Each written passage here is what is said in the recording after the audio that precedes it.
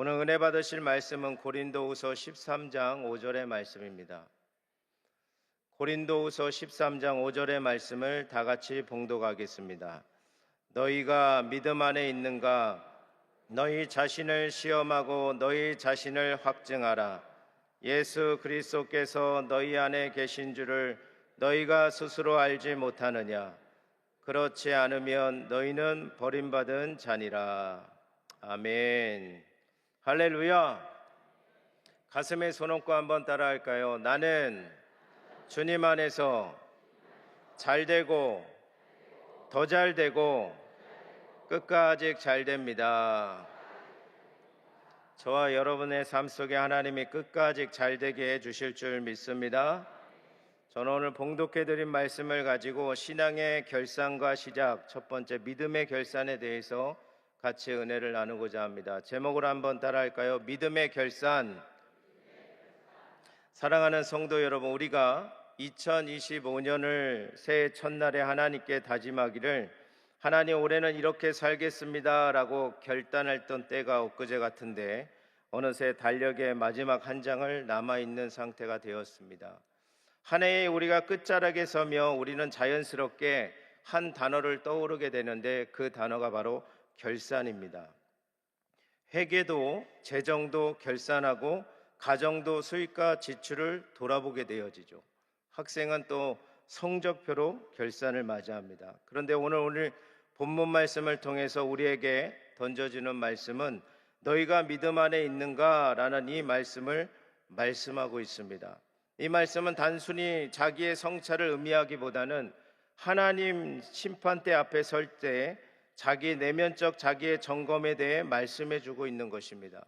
사도 바울은 고린도 교회 성도들에게 너희 자신을 시험하고 확증하라 라고 명령합니다.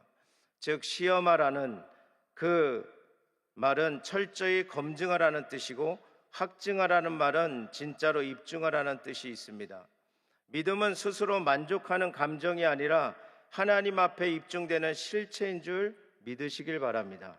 오늘 저는 이 본문 말씀을 통해 믿음의 결산, 어떻게 우리가 살아가야 될지 또 마무리해야 될지 두 가지로 살펴보고자 합니다. 첫 번째로 믿음은 점검되고 증명되어야 된다는 것입니다. 한번 따라할까요? 믿음은 점검되고 증명되어야 합니다. 사도 바울이 고린도 교회에 매우 강력한 말씀이 오늘 이 본문 말씀인데요. 그 권면하고 있는 신앙의 내용을 보며 우리의 신앙을 점검해 보라는 것입니다. 본문 말씀의 두 개의 명령어가 바로 시험하라, 확증하라는 단어이죠. 이 두 단어의 뜻을 보면 금속의 순도를 시험하고 진짜와 가짜를 가려내는 과정을 가리키는 의미를 말하고 있습니다. 바울은 너희의 믿음이 진짜 금이냐 아니면 겉모양만 번들어한 가짜냐 점검해 보라는 것이죠. 그래서 우리의 믿음은 시험을 통해 그 진리를 드러나게 돼 있다라는 것입니다. 시험하다라는 단어에 금속을 불에 달구어 그 순도를 가려내는 것처럼 우리들의 신앙에서 시험을 통해 정금같이 나오게 된다라는 것이죠. 야고보서의 1장 3절 4절의 말씀에 보면 너의 믿음의 시련이 인내를 만들어낸 줄 너희가 알미라. 인내를 온전히 이루라. 이는 너희가 온전하고 구비하여 조금도 부족함이 없게 함이라 라고 말씀합니다. 베드로전서 4장 12절 13절에도 사랑하는 자들아 너희를 연단하려고 오는 불시험을 이상한 일 당하는 것 같이 이상히 여기지 말고 오히려 너희가 그리스도의 고난에 참여하는 것으로 즐거워하라. 이는 그의 영광을 나타나실 때에 너희로 즐거워하고 기뻐하게 하려 함이라 라고 말씀합니다. 사랑하는 성도 여러분, 우리의 믿음이 평안할 때 드러나지 않는다라는 것입니다. 풍랑이 일어날 때, 고난이 다가올 때, 삶 속에 흔들릴 때 바로 진짜 믿음이 드러난다는 것이죠. 그래서 우리의 믿음은 불시험 속에서 정련된다라는 것입니다. 하나님께서는 우리의 믿음을 무너뜨리기 위해 시험하시는 것이 아니라 그 속에 숨어있는 순수한 믿음의 금속을 드러내기 위해 시험하신다라는 것입니다. 시험 속에서 인내하며 그의 영광을 나타나실 때에 믿고 나가는 우리 모두가 되기를 주의 이름으로 축원드립니다. 창세기 22장에 보면 아브라함에게 하나님께서 가장 극심한 시험을 하고 계신 것을 볼 수 있습니다. 하나님은 아브라함에게 창세기 22장 2절에 내 아들 내 사랑하는 독자 이삭을 데리고 모리아 땅으로 가서 내게 일러준 한 산 거기서 그를 번제로 드리라라고 말씀하고 있습니다. 이 시험이 얼마나 극심했던지 본문에 보면 내 아들, 내 사랑하는, 내 독자, 이 세 거의 수식어가 연속 나오는 것을 볼 수 있죠. 아브라함에게 이삭이 얼마나 소중한 존재인지를 강조하고 있는 말씀입니다. 그러나 아브라함은 그 시험에서 하나님께 믿음으로 나아갔다라는 것을 알 수 있습니다.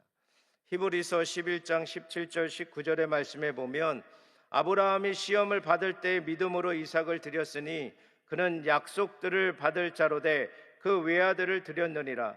그에게 이미 말씀하시기를 내 자손이라 칭할 자는 이삭으로 말미암니라 하셨으니 그가 하나님이 능히 이삭을 죽은 자 가운데서 다시 살리실 줄을 생각한지라 비유컨대 그를 죽은 자 가운데서 도로 받는 것이니라 말씀하고 있습니다. 성도 여러분, 혹 지금 시험을 당하고 고난을 당하고 있습니까? 그것에 대해서 하나님은 우리의 인생을 포기하라고 주시는 신호가 아닙니다. 그것은 오히려 우리에게 정금 같은 믿음을 만들어내는 하나의 정련의 과정임을 믿으시길 바랍니다. 이 시험은 정죄가 아니라 확신의 통로라는 것을 잊지 마시기를 주의 이름으로 부탁을 드립니다. 또한 믿음은 남과의 비교가 아니라 자기의 점검에서 드러난다는 것입니다. 고린도 교회에 보면 은사도 많고 지식도 풍부했으나 그들의 문제가 뭐였냐? 비교에 있었다는 것입니다. 나는 바울에 속하였다, 나는 아볼로에 속하였다라고 서로 판단하는 것에 결국 그들의 하나님의 은혜는 사라지고 그들의 자리 잡고 있는 마음에는 교만만 자리 잡고 있었습니다. 그래서 바울은 고린도전서 4장 7절에 이렇게 그들에게 책망합니다. 내게 있는 것 중에 받지 아니한 것이 무엇이냐? 내가 받았은즉 어찌하여 받지 아니한 것까지 자랑하느냐라고 말씀하고 있습니다. 하나님은 우리에게 남보다 잘하는 것을 요구하지 않으십니다. 하나님이 원하시는 것은 어제보다 성숙한 오늘의 나를 원하고 있는 줄 믿습니다. 갈라디아서 6장 4절에 이렇게 말합니다. 각각 자기의 일을 살피라. 그리하면 자랑할 것이 자기에게만 있고 남에게는 있지 아니하니라. 여기서 살피라라는 그 단어에 보면 불로 시험하여 진가를 드러내다 라는 뜻이 있습니다. 우리의 신앙의 결산은 남과 비교하는 점수를 매기는 것이 아니라 하나님 앞에서 내 믿음이 얼마나 진실한가를 검증하는 불시험의 그 자리라는 것을 잊지 마시길 바랍니다. 비교는 언제나 두 가지의 독을 품고 있다고 합니다. 하나는 열등감이요, 다른 하나는 교만입니다. 열등감은 나는 저 사람보다 못하다라는 마음을 심어주고, 교만은 나는 저 사람보다 낫다라는 착각을 심어준다고 합니다. 그러나 자기의 점검은 언제나 전혀 다른 뜻을 가지죠. 자기의 점검은 나를 드러내는 것이 아니라 하나님 앞에서 내 영혼의 상태를 성실히 비추는 행위라는 것입니다. 시편 기자는 그래서 이렇게 고백하고 있습니다. 시편 139편의 23절 24절에 보면 하나님이여 나를 살피사 내 마음을 아시며 나를 시험하사 내 뜻을 아옵소서. 내게 무슨 악한 행위가 있나 보시고 나를 영원한 길로 인도하여 주옵소서. 이것이 바로 신앙생활의 결산이라는 것이죠. 다른 사람의 단점을 기록하는 회계장부가 아니라 자신의 영혼을 점검하는 믿음의 장부를 작성하는 저와 여러분 되기를 주의 이름으로 축원을 드립니다. 18세기의 영국 부흥의 주역이었던 요한 웨슬레는 매일 자신의 영혼의 결산서를 썼다고 하죠. 그는 하나님 앞에서 자신을 세우기 위해 22개의 질문을 늘 반복했다고 합니다. 그 가지 몇 가지만 말씀드리면 그는 언제나 나는 오늘 모든 행동과 말에 정직하였는가?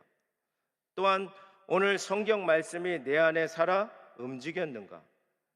나는 기도를 자주 진심으로 드렸는가? 오늘 나에게 그리스도는 실제적이었는가? 그 외에도 22가지의 이야기가 있는데 이 질문들은 단순한 도덕적 점검이 아니라 그리스도와의 관계를 매일 새롭게 확인하는 신앙의 결산서였다라는 것입니다. 그 철저한 자기의 성찰이 점검이 18세기 영국을 뒤흔든 영적의 대부흥의 불씨가 되어졌습니다. 오늘도 믿음의 결산의 자리에 설 때 남의 신앙을 평가하지 말고 자신의 영혼을 점검하는 거룩한 습관이 회복되기를 주의 이름으로 축원드립니다. 매일 자기 자신에게 물어보십시오. 오늘 나는 믿음 안에 있었는가? 오늘 나의 말과 행동의 속에 예수님이 드러났는가? 이 질문이 우리의 신앙을 새롭게 하고 비교의 신앙을 벗어나서 성숙의 신앙으로 나아가는 거룩한 거울이 될 줄 믿습니다. 고린도전서 11장 28절에 주님께서도 말씀하십니다. 사람이 자기를 살피고 그 위에 이 떡을 먹고 이 잔을 마실지니라. 자기 점검 없는 예배는 형식이 되고 자기 점검 없는 신앙은 교만으로 흐르게 된다는 것이죠. 진정한 믿음의 결산은 하나님 앞에서 나 자신을 바라보는 용기입니다.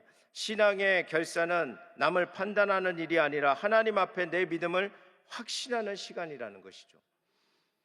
어제보다 성숙한 나를 하나님은 바라보고 계십니다.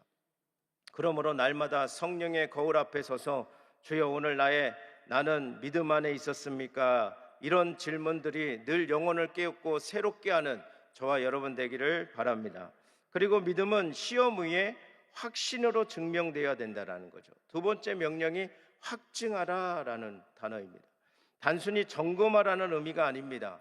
확증하라는 그 단어는 금속의 불을 통과시킨 뒤 진품으로 인정받을 때에 사용되는 의미입니다.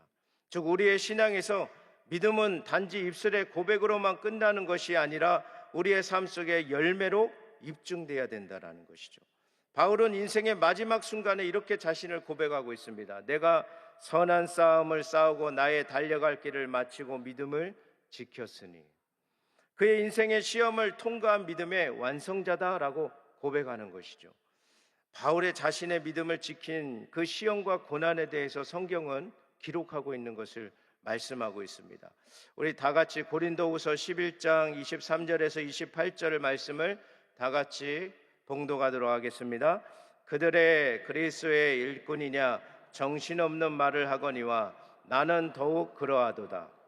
내가 수고를 넘치도록 하고 옥에 갇히기도 더 많이 하고 매도 수없이 맞고 여러 번 죽을 뻔하였으니 유대인들에게 40에서 하나 감한 매를 5번 맞았으며 3번 태장으로 맞고 1번 돌로 맞고 3번 파산하고 1주야를 깊은 바다에서 지냈으며 여러 번 여행하면서 강의 위험과 강도의 위험과 동족의 위험과 이방인의 위험과 시내의 위험과 광야의 위험과 바다의 위험과 거짓 형제 중의 위험을 당하고 또 수고하며 애쓰고 여러 번 자지 못하고 줄이며 목마르고 여러 번 굶고 춥고 헐벗었노라.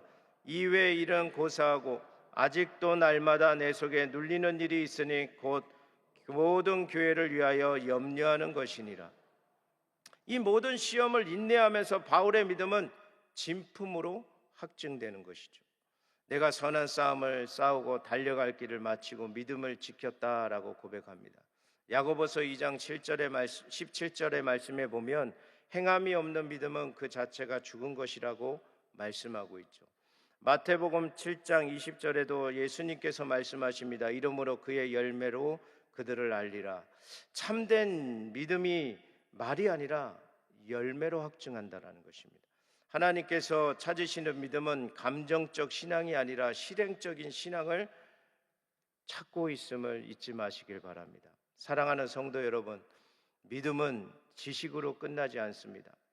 믿음은 반드시 삶으로 증명돼야 될 줄 믿습니다. 하나님은 완벽한 사람을 찾지 않으십니다. 진실하게 점검되는 사람, 그리고 끝까지 순종하는 사람을 찾고 있는 것입니다. 여러분의 믿음이 그런 믿음 되시기를 주의 이름으로 축원을 드립니다. 두 번째로 믿음의 확증은 감사로 해석돼야 된다는 것이죠. 한번 따라할까요? 믿음의 확증은 감사로 해석돼야 합니다. 바울은 자신의 모든 시간을 은혜의 흔적이라고 고백했습니다. 고린도전서 15장 10절의 말씀에 그러나 내가 나된 것은 하나님의 은혜로 된 것이니 이 한 해를 돌아보면 우리의 삶 속에도 성공한 부분도 있지만 실패한 부분도 있지 않습니까? 기쁨의 순간도 있지만 때로는 눈물도 흘린 흔적이 있지 않습니까? 그러나 결국 그것이 하나님의 은혜의 흔적이었다라는 것을 잊지 마시길 바랍니다. 그래서 감사는 믿음의 눈을 열어 하나님의 은혜로 살도록 인도한다라는 것입니다. 다니엘을 보면 그의 왕의 금령 때문에 사자굴에 던져질 줄 알면서도 하루 3번 예루살렘을 향해 무릎을 꿇고 감사를 드렸죠. 그의 감사의 기도가 사자의 입을 막았다라는 사실입니다. 감사는 환경을 바꾸는 힘이 아니라 환경 속에서 하나님을 보게 하는 힘이 있다라는 것입니다. 그래서 우리의 믿음의 감사는 언제나 우리의 앞을, 미래를 준비하게 한다라는 것이죠. 빌립보서 4장 6절 7절 말씀, 아무것도 염려하지 말고 다만 모든 일에 기도와 간구로 너의 구할 것을 감사함으로 하나님께 아뢰라.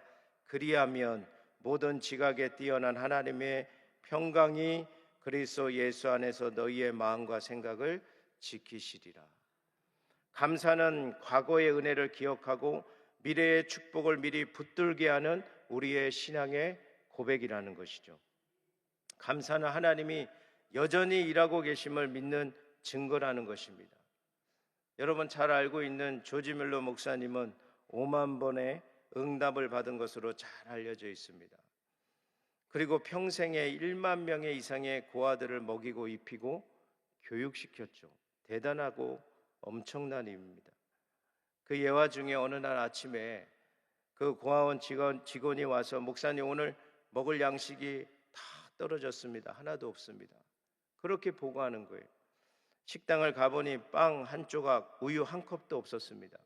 그런데 조지 밀러 목사님 아이들을 식탁에 앉아 있었고 조용히 말합니다. 얘들아, 하나님께 감사 기도를 드리자. 오늘도 우리에게 필요한 양식을 주실 줄 믿는다. 그리고 나서 조지 밀러 목사님은 선포하고 그 빈 그릇을 앞에 두고 손을 모아 기도했다고 합니다. 하나님 아버지, 오늘 아침에도 주께 감사드립니다. 아직 우리에게 빵이 없지만 주께서 이미 준비하셨음을 믿습니다. 기도를 끝나고 났더니 문 밖에서 문을 두드리는 소리가 들리는 것이죠. 나가봤더니 마을에 빵 굽는 제빵사가 서 있는 것입니다. 그는 그렇게 고백했다고 합니다. 목사님, 오늘 새벽에 잠을 잘 수가 없었습니다.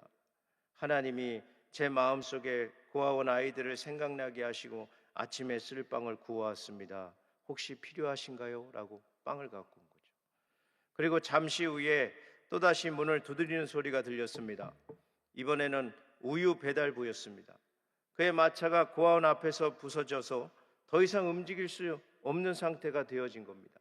목사님, 우유가 상하기 전에 아이들에게 좀 나눠주십시오 라고 가져오는 것이죠. 그날 아침 모든 아이들은 배불리 먹었다라는 간증이 있습니다. 여러분, 감사는 우리 앞을 준비하게 하시는 하나님의 손길을 보게 하실 줄 믿습니다. 여러분 삶 속에 그런 믿음의 감사의 고백이 있기를 주의 이름으로 축원드립니다.